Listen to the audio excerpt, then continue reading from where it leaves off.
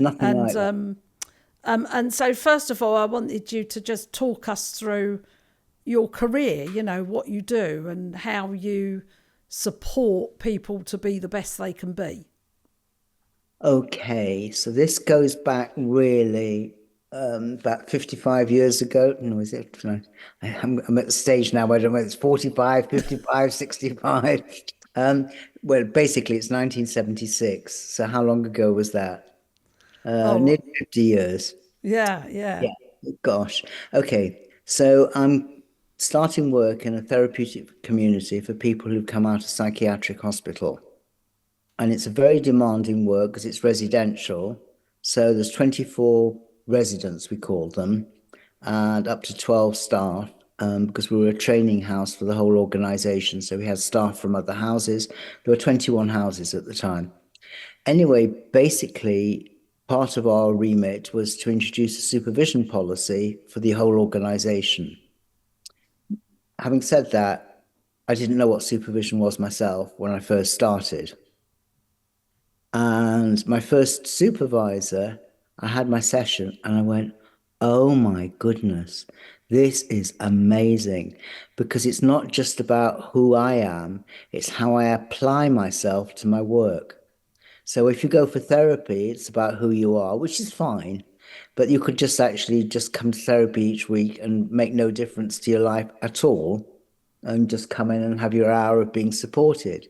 Supervision, the way it was done for me, was I brought my issues that I had around work. And what we did is we worked through my issues and then I had to apply them. It wasn't just a kind of feel good factor. I had supervision on a Friday afternoon, and on Monday morning I had to apply what I'd worked through in supervision.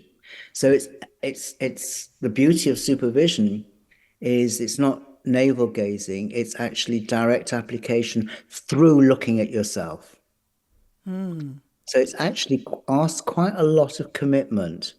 You can't kind of go in and say, well, my boss is terrible, support me in, feeling good, or you have to really look at yourself and say, how might I be contributing to this conflict in some way or another? So I think I'm going to say this. I said it about forgiveness, and I'll say it about supervision. Supervision is not for wimps. Absolutely. It's a forum, private space, of course, but the relationship with the supervisor is Mm. also a reflection of something, isn't it? Maybe you could speak to that. Well, your relationship with your supervisor is actually crucial.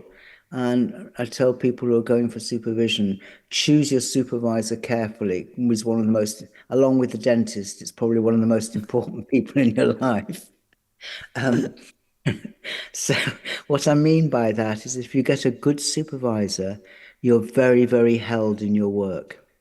You feel like, oh, there's a place I can go where I can kind of vent a bit, say how I'm finding it difficult.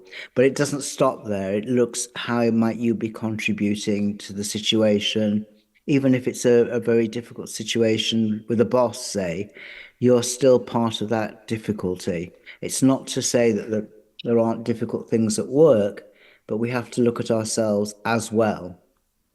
Yes, Okay. so I'm trying to conjure up some examples. So um, I've I'm fearful of my boss, or I think my boss is an idiot, Yes. and I could, or the owner of the business or something, and I could go to supervision and say, I think the owner of the business is an idiot, or I'm scared of my boss, or something like that, and the supervisor would let you get it out, but Yes. not let you get away with it.